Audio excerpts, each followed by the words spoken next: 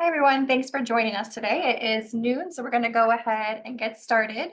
Today, we're going to be talking about the top 10 questions we hear as financial professionals. Before we get started, just a couple quick things. So we are recording this session and we will send it out likely early next week. So check your emails for that. And then we do have a lot to cover today. So unfortunately, we will not have time for questions. But if you do have something that you see or hear or are interested in learning more about, feel free to reach out to us. Our email is info@emerge360.com, or you can call 183-EMERGE360 and we can chat through your situation.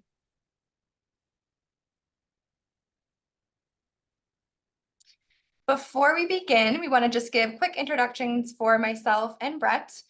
So my name is Heather Jordan. I'm the managing director for Emerge 360. I do most of the financial plans for TrustPoint clients and Emerge 360 clients as well. And I've been with TrustPoint for a little over 5 years now. And my name is Brett Sebion, financial coach at Emerge 360. I've been with TrustPoint for going on 6 years now.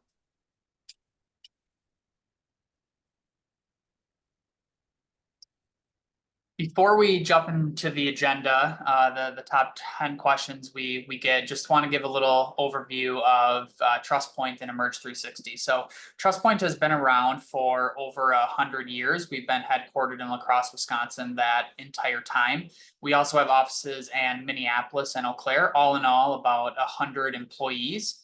We administer about 1,200 client relationships, and that adds up to close to 4,000 separate accounts. When you combine all of the monies that we manage for the services that we provide, which are in the top right, it's about 8 billion. So that encompasses individual investment management and financial planning, working with companies administering their retirement plans, and also working with foundations and nonprofits in the communities we serve, as well as Emerge 360, who works on the individual front. So the agenda, I won't read these off one through 10, but we get a lot of questions as we're out doing education for the 401k plans that we administer or with the individuals that we work with. But we consolidated them to the top 10, and hopefully you are able to take away some of the information that we shared today. All right, so I'm going to kick off the first question. This is probably one of the highest rated questions that we get is, should I contribute to Roth or pre-tax dollars to my 401k? So a lot of people are confused about the difference between traditional, which is the same as pre-tax, and Roth. So we have this chart here to show the different tax benefits, tax deductions, taxation of withdrawals, penalties, and things like that. At a super high level, traditional dollars are dollars that are contributed that you have not yet paid tax on. So you contribute to the account, you haven't paid tax on those contributions, it grows and grows and grows. And then when you take a distribution in retirement, that whole distribution is taxed as ordinary income. So it's kind of like getting a paycheck. If you took $10,000 out of that traditional IRA or traditional 401k, you'd be taxed like getting a $10,000 paycheck. On the other side, Roth is opposite. You pay tax on the contributions now. They grow and grow and grow. When you take them out as a distribution in retirement, you don't owe any income tax or penalties for qualified withdrawals. So two different ways of thinking of things. I will say anything that your employer puts in the plan is always going to be traditional or pre-tax. They're not paying the income tax for you. So something to consider as well, if you're getting a large company match, company contribution, maybe you want to think of doing Roth to kind of offset and have both options in retirement. For Roth IRAs, I just want to jump over to that side. There is an income limit to be able to contribute. If you're over the income limit, you can do something called a backdoor Roth contribution.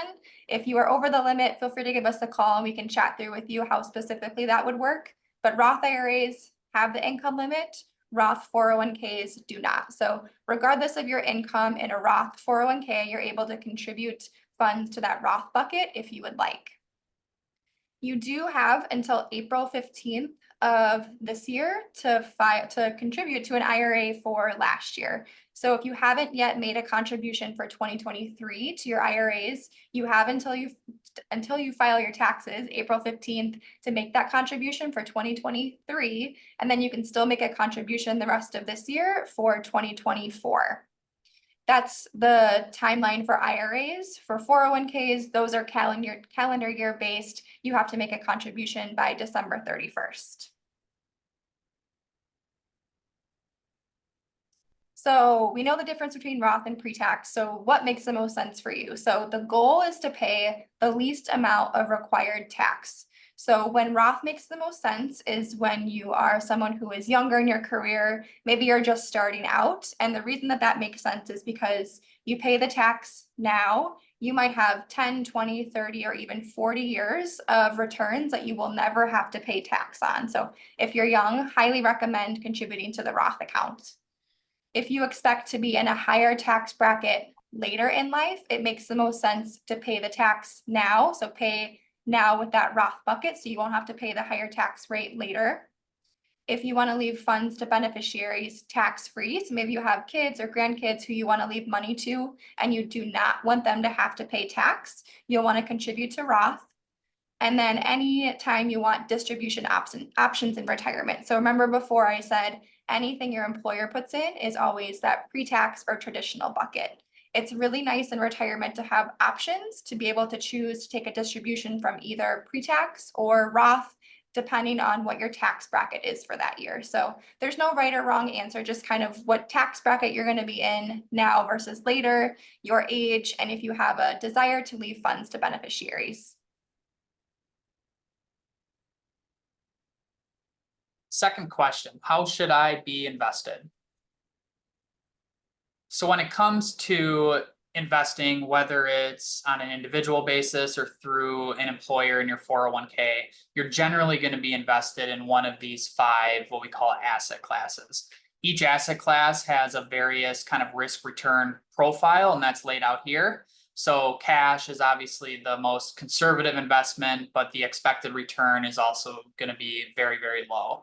And then as you kind of climb up the risk curve, you go to bonds, international bond stocks, international stocks, the risk increases, but the required rate of return also increases. So it's important to kind of have a combination of everything when it comes to having an asset allocation, but just be conscious that each asset class has their own kind of risk return profile associated with it.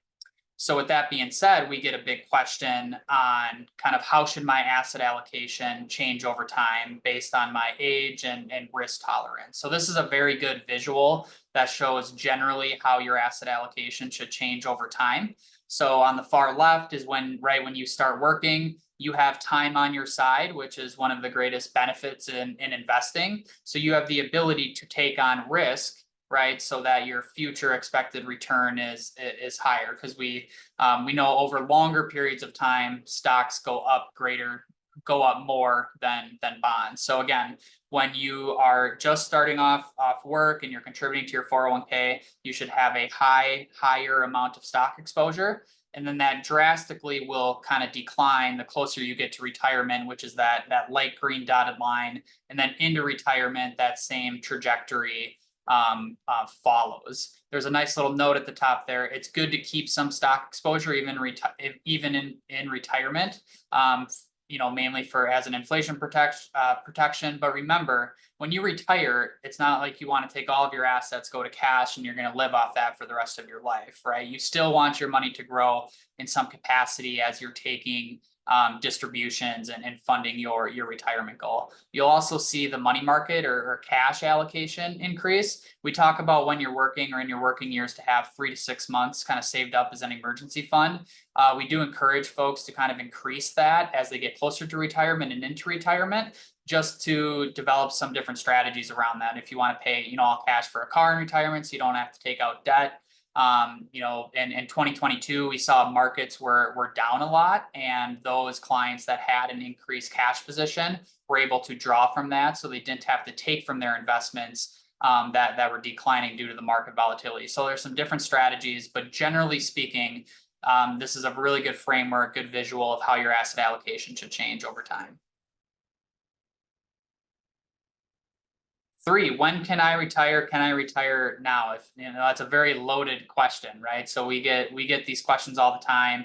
You know, how much will you need in retirement? These are 4 kind of components to think about, and there might even be more, but these are some of the more important ones. So we'll go through each of them. First one, longevity. So the average life expectancy for you know age 65 individuals is 82 and 84 for men and women. So we run into a lot of people that say, hey, I don't think I'm going to live past 72 or 75. And it's like, well, you know, maybe, but you know, in aggregate as a nation, we're living longer, and that should be factored into retirement planning. How's your current health or family health history? Again, very important component. Moving to the right, healthcare costs. So this is a big one and continues to be as the cost of healthcare has gone up, especially for those of us who want to retire early, 60, 62. Those are what we call those gap years before Medicare kicks in at age 65, right? So the estimated total healthcare cost in retirement for an age 65 individual is about 157,000. So that's a big component. Keep that in the back of your mind. Factoring in additional savings for future healthcare costs for those of us who are participating in a high deductible health insurance plan, utilizing an HSA or a health savings account is a very tax efficient way to save for those future healthcare costs. But again, you have to be participating in a high deductible health insurance plan.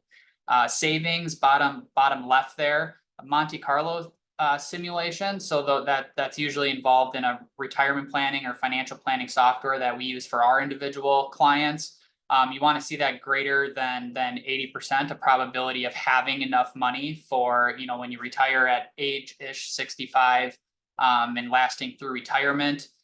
So again, have you reviewed this retirement simulation and worked with a financial advisor to make sure that your money will not run out? And then income needs, there's a couple, you know, different components to look at this, or when you research it out in the industry, but 75 to 85% is the recommended income replacement ratio for estimating future retirement expenses. We also use that at retirement. You should have 8 to 10 times your ending salary in retirement assets, right? So if you're you know, you retire at age 67, you're making 100,000, you should have 8 to 10 times that in retirement assets. So again, there's a lot of components to this very loaded question, but these are 4 of the main components we like to talk about.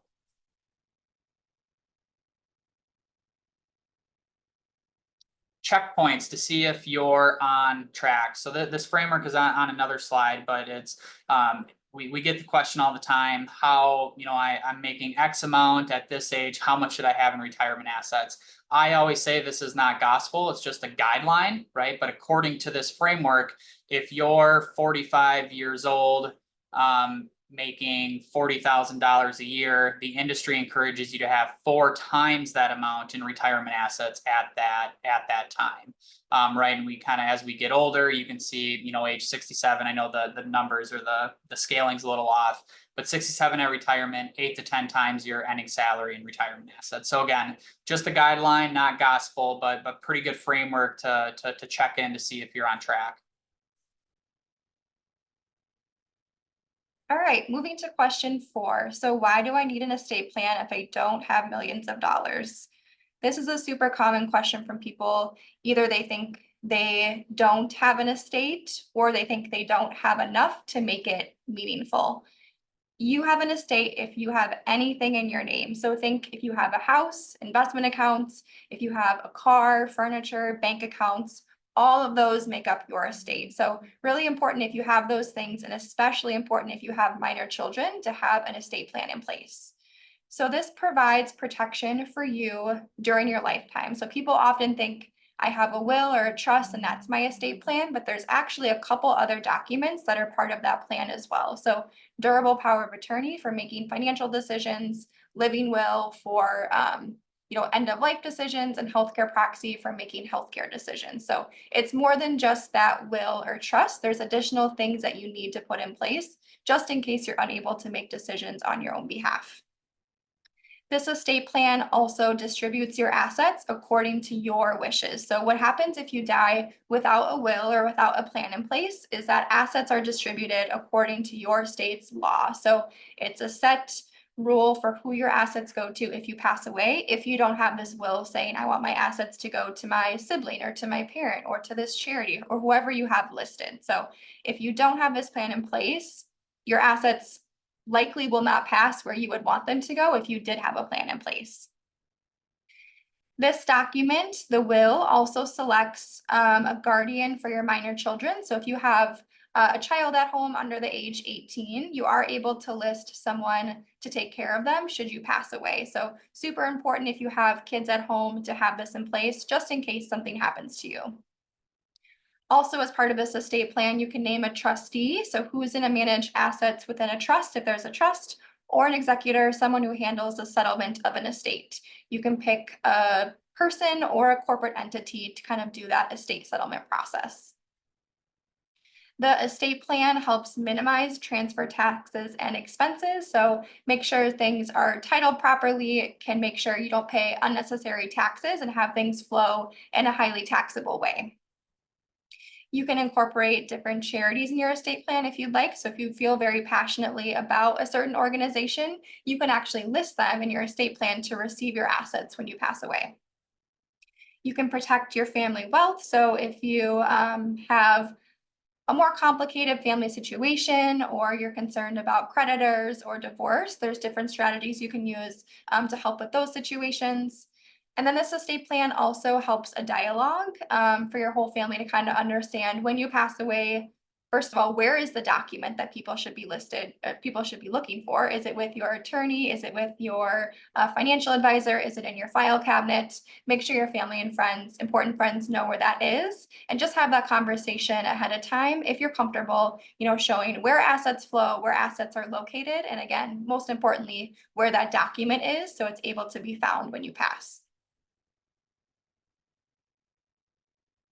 So here we have a list of many estate planning documents.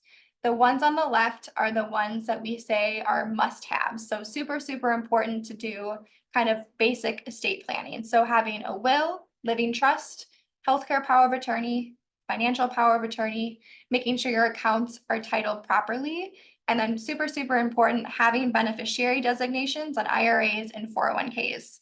I always tell my clients to take a look at those annually or when you have a life event. So maybe you got married or divorced, or you have a new kid or a new important person in your life. Make sure you check your beneficiaries because when you pass, whoever is listed on that document is going to get those assets specifically for IRAs and 401k accounts.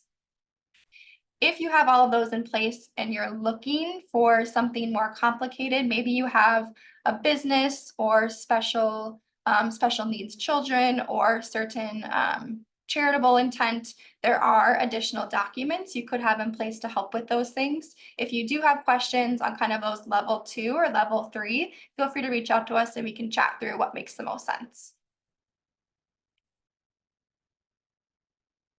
So that was estate planning. The next common question that we get is, what is a fiduciary? So I'm sure you've heard this in things that you've heard on the radio, seen on the news, things that you've read, but a fiduciary is essentially someone who legally has to act in the best interest of their clients. So it's important to put the client's best interests first. So not just putting the clients, investing them in something that's suitable for them, really putting them in something that is the best interest and the best result for the client. So that's kind of the golden rule, putting the client's best interest first. It's acting with prudence and professionalism, using good judgment, taking care with skill and due diligence on client transactions, client things like that, client decisions. Not misleading clients, that one's pretty self-explanatory. Avoiding conflict of interest and fully disclosing and fairly managing things. So very important that you ask any financial advisor that you're working with, are you a fiduciary? What does that mean to you? TrustPoint and Emerge 360 are fiduciaries, so we legally have to act in the best interest of our clients.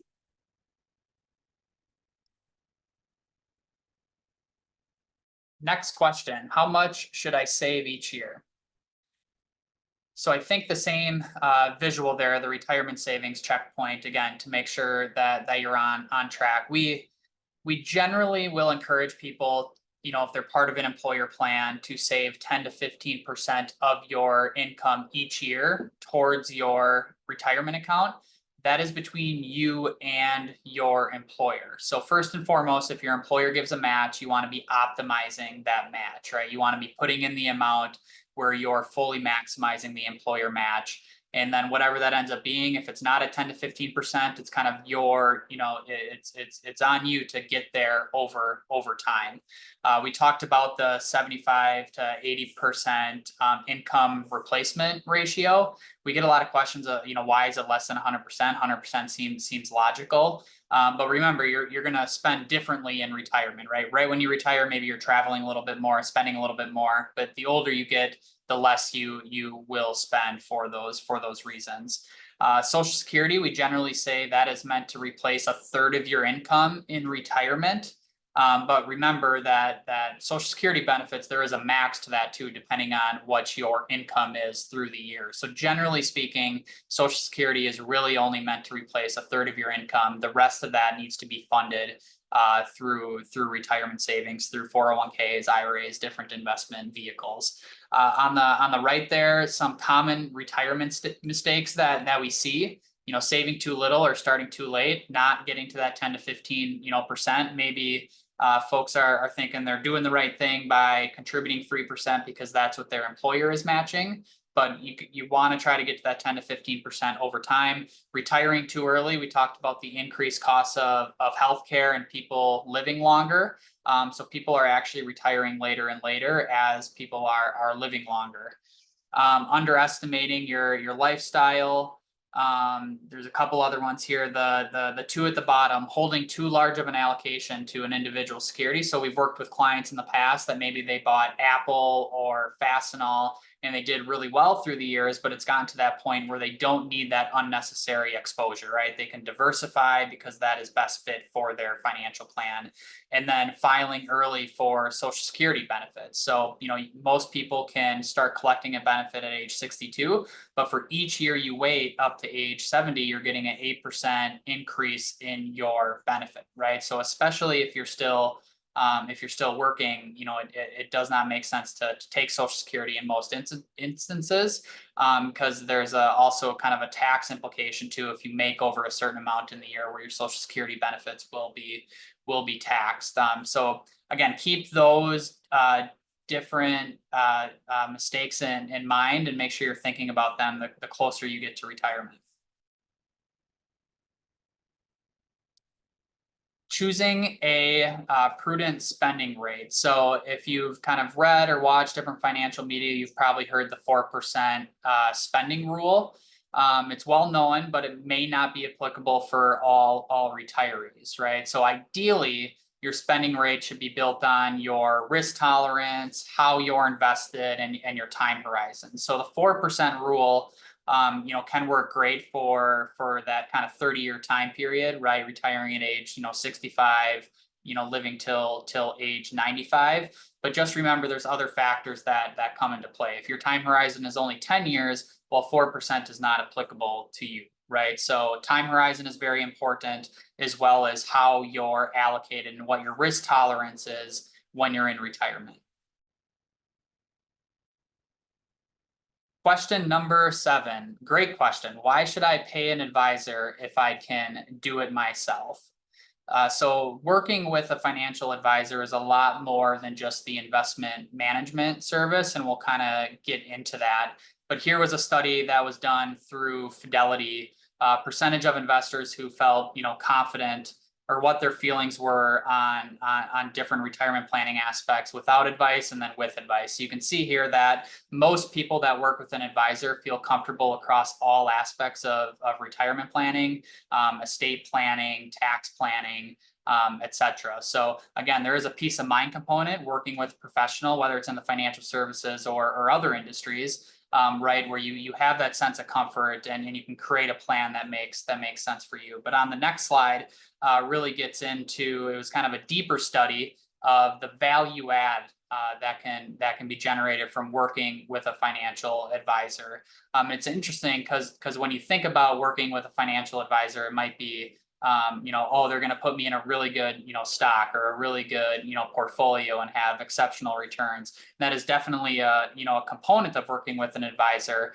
But the behavioral coaching, asset location, spending strategy, I would kind of lump that into, financial planning, working with certified financial planners and leveraging them for those different types of advice, right? So distribution strategies, you have a pre-tax account, a Roth account, cash savings, investment account. What's the most kind of tax efficient way to take distributions based on your retirement needs in retirement? Behavioral coaching, the thing that comes to my mind is whenever markets are volatile, we have clients that want to do, maybe irrational things, right? Selling all of their investments at the bottom, or maybe, pushing the risk when markets are at a high, and it's good to kind of keep that in check and making sure you're working with somebody who can kind of maybe talk you off a ledge if it comes to that point. But there's a lot of value to be added when working with a financial advisor, not just with investment returns, but kind of the holistic financial planning approach as we see here.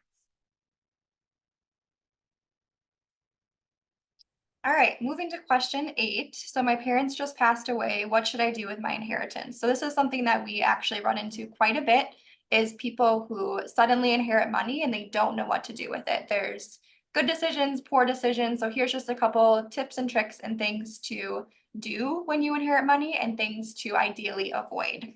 So first thing you want to do is review your financial plan. So likely when you did your plan before, this inheritance wasn't factored in because you didn't have the assets yet. Now you have this bucket of money, and it's really important to work with a financial professional to make sure it's invested and allocated appropriately.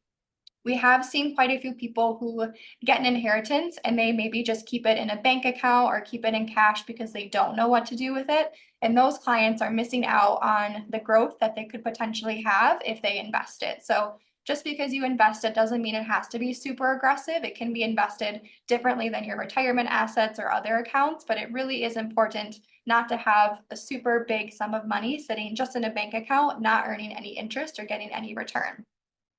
It's also really important to kind of reassess your goals. So maybe when you did your plan before, you could retire at 67. Maybe now you can retire at 66 or 65. Maybe you can afford to gift money to your own kids or your own grandkids. Or maybe you have a specific charity that you really want to donate to that now you have the ability to do that. So reassess your goals, make sure you work with a financial professional to get it invested appropriately, and just take a look at your plan before you do anything else. Super important not to be impulsive, not to quit your job right away, and not to withdraw large sums of money from accounts that could have large tax bills. So if you take a distribution from a traditional inherited IRA, you have to pay income tax on that. So if you take out a large sum of money, you're going to get a huge tax bill on that distribution. So that's why it's really important to work with that financial professional. And if you do want to take a distribution, they can help you figure out which accounts to take it from to make sure you keep your taxes as low as possible. And then try not to spend without a plan in place. It might be tempting to take an extra trip or buy a vehicle or have a big expense because you came into this money, but try to put that plan into place first, see what's feasible, and then act upon that.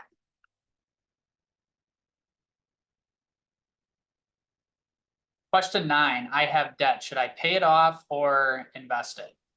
And this is actually one of my favorite kind of slides to go over, because there's always two components to debt, right? The psychological component and then kind of the practical, math related component. So weighing your options in this example, if you were to pay off $100,000 of your mortgage 10 years early at 4.5% interest, the interest you saved would be $24,000, right? Great. A lot of times it is very appropriate to accelerate paying down debt. But if you would invest $100,000 at 5% return, which is fair, you can definitely get that in the market over a 10-year period. the interest you earned on that investment is $64,000, right? So in this example, you earned over 2 times the amount the interest that you saved. I always say I understand this is a nice, neat little example boxed up to get our point across, but it is a good thought experiment. And just because you have debt out there doesn't mean it should be paid off, in an accelerated fashion. It might be in your best interest to invest that over this longer period of time, as this example shows. But interest rates have risen, right? So the cost of financing has gone up a little bit. Mortgage rates are now at 7%; they're not at 3%. Car loans are a little bit higher. So again, the market will fluctuate. So it's always important to kind of reevaluate that when the situation comes up. But just know that sometimes it does not make sense to pay off debt early, depending on what your interest rate is on that debt compared to what you could get out in the market or through money market or CD, because interest rates have increased over the last year or so.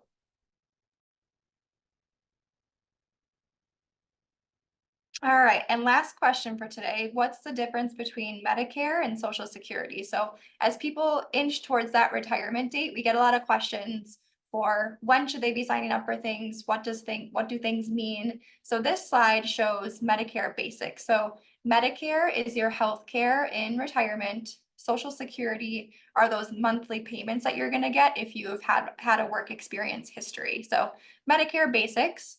Part A is your hospital insurance. This is typically free for people who are over age 65 and had that payroll tax withheld for about 10 years. This covers your hospital care, home health care, hospice, things like that. Part B is your medical insurance. This is something that you do have to enroll in and you do have to pay a monthly premium. This covers, your doctor visits, therapy, ambulance, preventative services, things like that. Part C, Medicare Advantage. So this is the private health insurance alternative to parts A and B, and it may include Part D.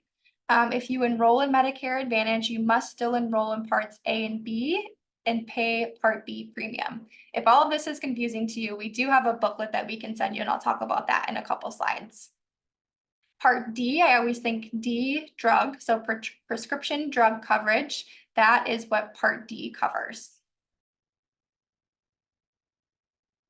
So a lot of super important dates to enroll for this healthcare. So throughout your working life, you typically get health insurance from your employer or your spouse's employer. When you're retired, receiving Social Security, this is your healthcare option. So the initial enrollment period is actually a 7-month period. It begins 3 months prior to the month you turn 65 and ends 3 months after the month you turn 65. If you do not sign up during this initial enrollment period, you may be subject to a late enrollment penalty. General enrollment period is January 1st through March 31st. This is the general enrollment. So if you miss the initial enrollment period, you can sign up during this period, and then your coverage starts July 1st. For the Medicare Advantage open enrollment, so this is if you already have a plan and you maybe want to make changes or drop it, that's January 1st to March 31st. And then the open enrollment period for that, October 15th through December 7th. If you are getting healthcare coverage through your employer and you're past 65 and then you retire and you lose coverage, you will have a special enrollment period. So things like losing health coverage, moving, getting married, or other things kind of trigger that special enrollment period. And then January 1st, new coverage begins, monthly premium adjustments go into effect. So that was your healthcare. Social Security is that monthly payment that you're going to get.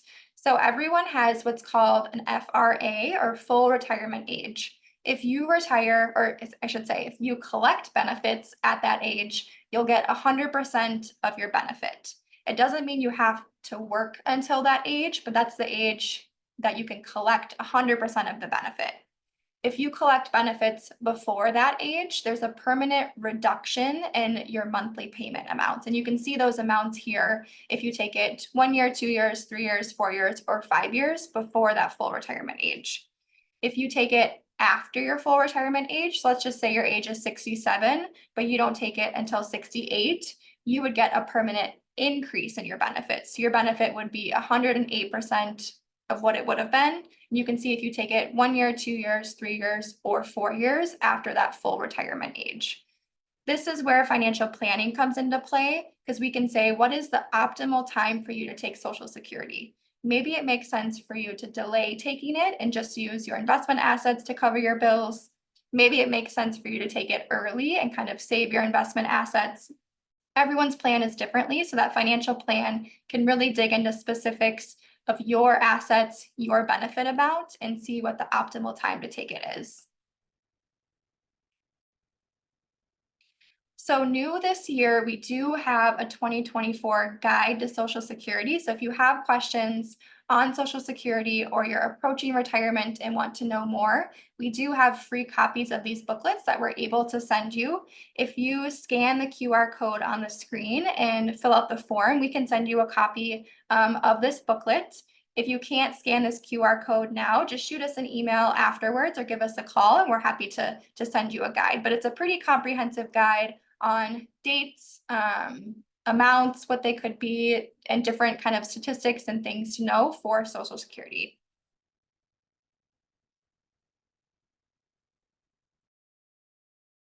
All right, I will wrap things up. Hopefully everyone took something away from those 10 questions. I'm sure we've thought about them in different ways, but hopefully if you had questions surrounding kind of what we talked about, we were able to help answer some of those. But just wanted to end the presentation with our Emerge 360 service. So Emerge 360 works with individuals doing investment management and financial planning.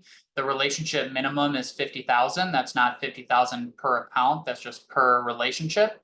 And we can administer all different types of accounts, IRAs, 401k rollovers if you're no longer employed, joint accounts, individual accounts from built up cash savings or inheritances, things to that nature.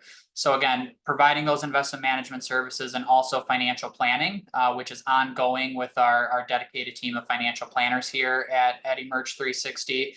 And again, this is working with us in more of an advisory type capacity, right? So going through those financial planning services, retirement planning, when is the optimal time to take Social Security, working through distribution strategies, making sure that they're being done in the most tax efficient way, and making sure that my asset allocation is in line with my goals in retirement.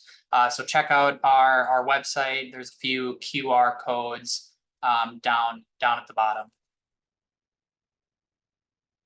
And then would like to officially wrap up. So again, appreciate everybody's time over the noon hour here.